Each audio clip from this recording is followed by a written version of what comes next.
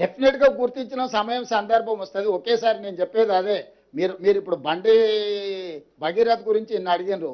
KTR బావమార్తి form హౌస్లో డైరెక్ట్గా drugs తీసుకొని దొరికితే ఎందుకో కేటీఆర్ మా బావమార్తిని ఒంగబెట్టి పిల్లలు వలగొట్టని పోలీస్ స్టేషన్లో పోయి కోదండం ఎక్కించండి అని ఎందుకో చెప్పలేదు.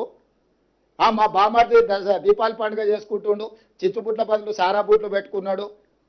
మా బావమార్తి బతిపూల బదులు గంజాయి పూలు లేకపోతే కొకేన్ పెట్టుకున్నాడు. మీరు ఎట్లా అరెస్ట్ చేస్తారని బయటకు వచ్చి మాట్లాడాను కదా.